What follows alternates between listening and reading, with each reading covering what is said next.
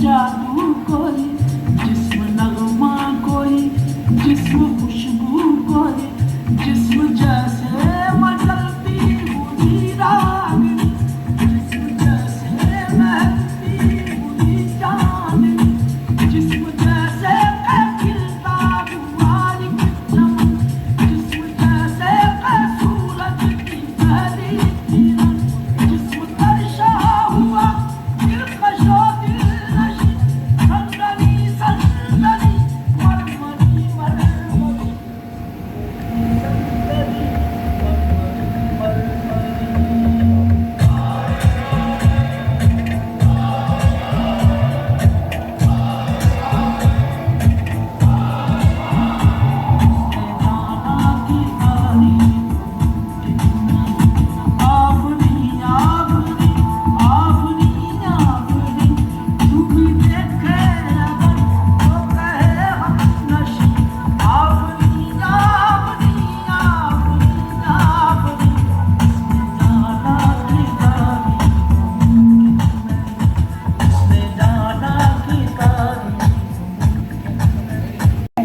Now it's a question answer session. हमारे पास जितने भी बच्चे और पेरेंट्स यहाँ पर बैठे हुए हैं, उन्हें journalism, fine arts, fashion designing या किसी भी कोर्स से रिलेटेड अगर हमारे पैनल से कोई भी क्वेश्चन है तो please raise your hand.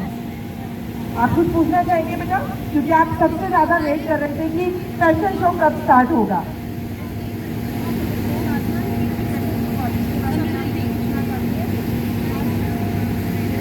Okay, और कोई question? Yes,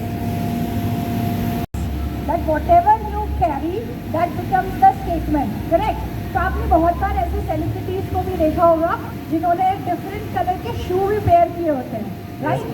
Maybe they are from football or from Bollywood or from Bollywood. Similarly, I tell you that it happens in the education industry as well. I know a lot of knowledgeable people, when they come on the stage, they don't bother about what they are wearing. It is the confidence. So fashion is one of the things which enhance your personality and give you that confidence that you can present yourself and you be the way you are. Right? Thank you, ma'am. Thank you. That's all from my side. Thank you so much. thank you Krishna, thank you ma'am. Yes, any questions students and parents? Please raise your hands if you have any queries. Okay, आप ये बताइए आपका नाम? आपने अभी fashion का हमारा पूरा ये रांच को देखा, तो आप क्या सोचते हैं? क्योंकि बहुत सारी मेंटालिटीज आज भी ये होती हैं कि बच्चियों को फैशन के फील्ड में नहीं भेजना है, जर्नलिज्म के फील्ड में नहीं भेजना है, आज भी उनको वो सिंपल वाला कोर्स करवाते हैं। So what you think about the courses and the fashion, the confidence और these type of professional courses? सबसे पहले ये दर्शन को काफ़ी अच्छा रहा और मेरे को आप बहुत बिना इसके भी बोल सकते हैं। आप बोलिए ना, आपसे फैशन शो काफ़ी अच्छा रहा है। मतलब मैं खुद यूपीएससी एस्पिरेंट हूँ और मेरे को कोई ज़्यादा आइडिया नहीं है क्योंकि मैं बीएससी कर रहा हूँ फैशन शो के बारे में।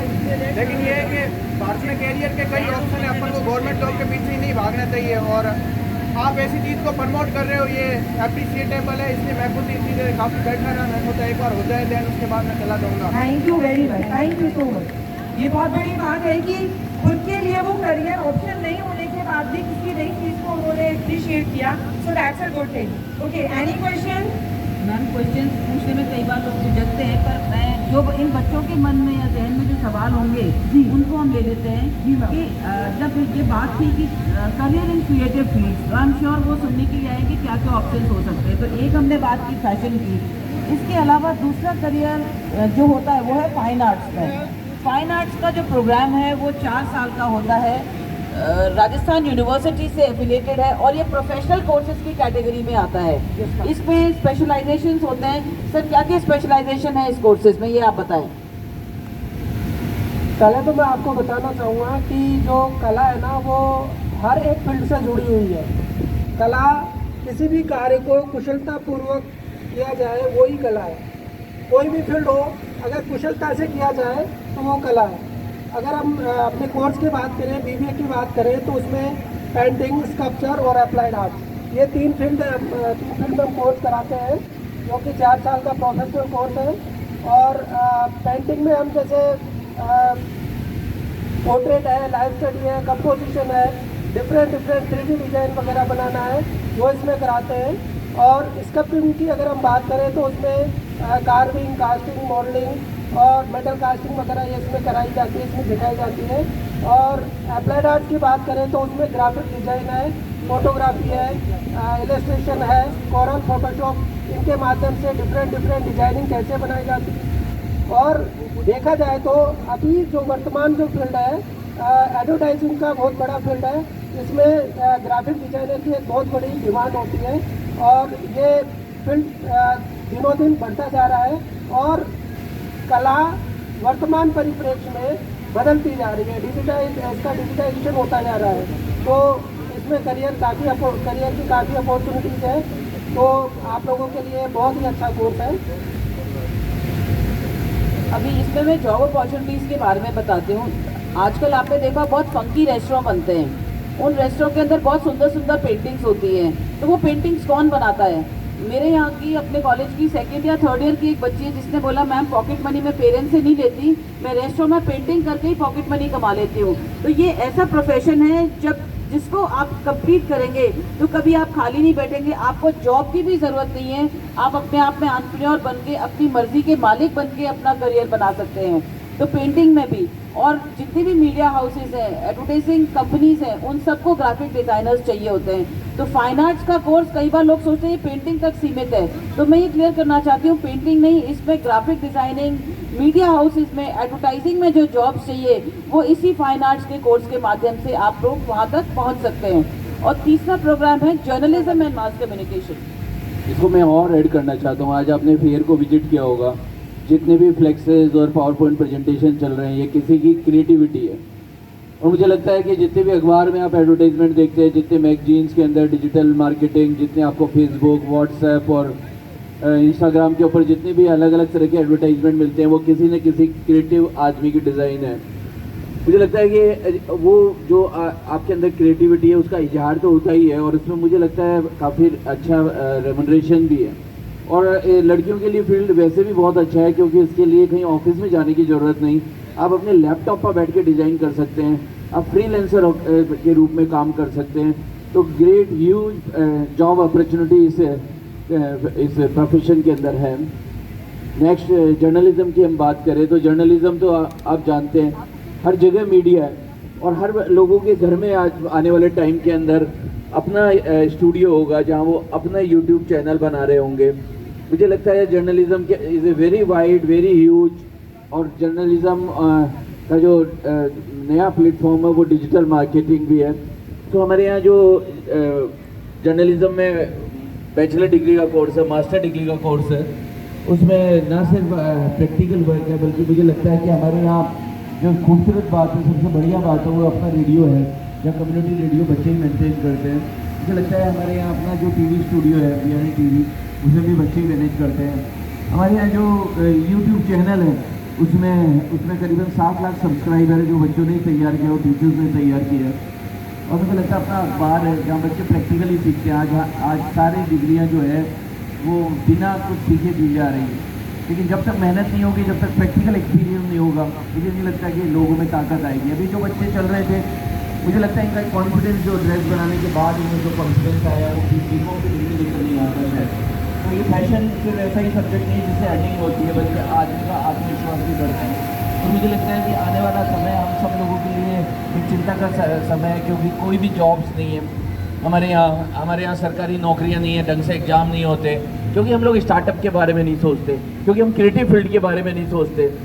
और हमें आत्ममंथन करने की ज़रूरत है, चाहे हमारा बच्चा अपने मनपसंद काम करे और एक सेटिस्फैक्टरी पैसा भी कमाए। तो हमारे को अपनी समझ को बदलना पड़ेगा, हमें सोचना पड़ेगा कि हम लोग नौकरी लें कब तक, देने वाले क्यों नहीं बने।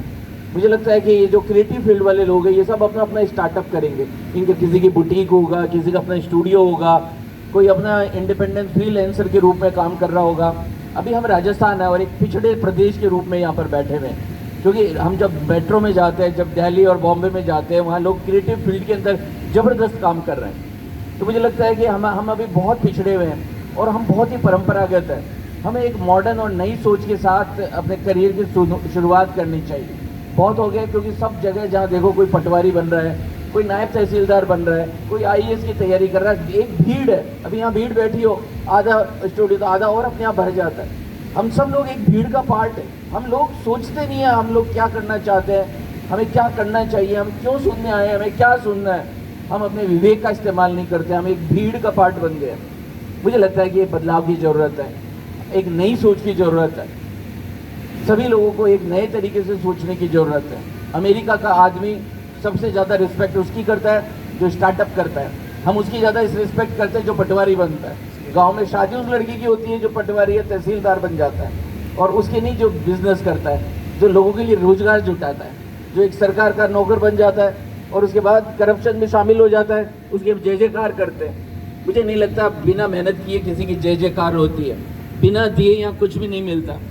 और हमें इस बारे में पुनः मंथन करना चाहिए कि हम किस तरह से स्टार्टअप कर सके, कैसे हमारे बच्चों की हुनर, उनकी ताकत का हम लोग इस्तेमाल कर सके, कैसे हम लोगों को एम्प्लॉयबल बना सके, कैसे सब लोगों को खुशी दे सके, कैसे हम उनके पैशन को रेस्पेक्ट दे सके।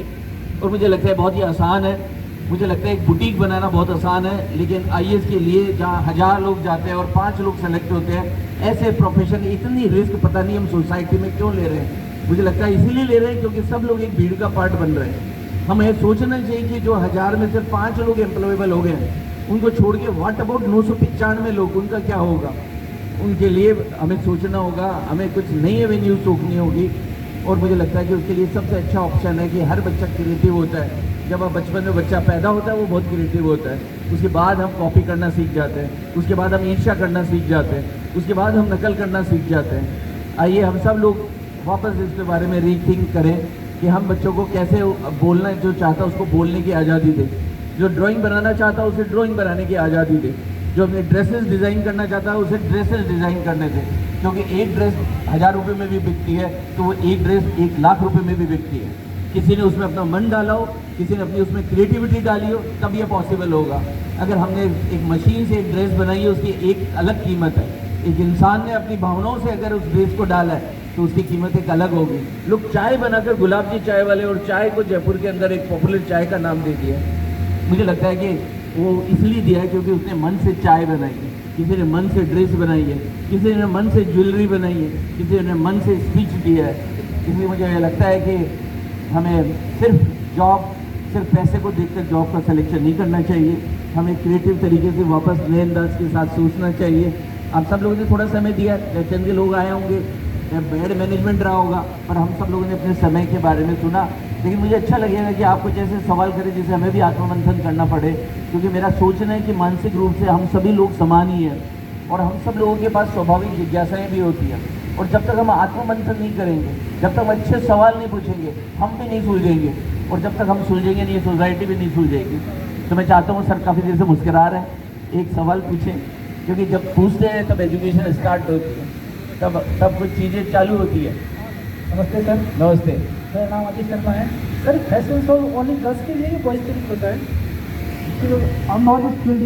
देखिए, वैसे मैं बताऊं, वैसे तो देखिए बॉयज़ के लिए है, क्योंकि लड़कियां तो वैसे बाई बर्थ ही क्रिएटिव होती हैं, लड़कों को क्रिएटिव होना पड़ता है, इसलिए उनके मन में एक प्रतिस्पर्धा होती है लड़कियों से कि कैसे हम भी कुछ करके दिखाएं। बॉयज़ के लिए नहीं, इसलिए बॉयज़ इसलिए नहीं क्योंकि व्यवस्था नहीं है यहाँ पर, क्योंकि इन लोगों को भी समझ नहीं है कि सेमिनार और नॉर्मल एजुकेशन का मतलब क्या होता है, ये प्रॉब्लम है। तो आज पुनः मैं आप सब लोग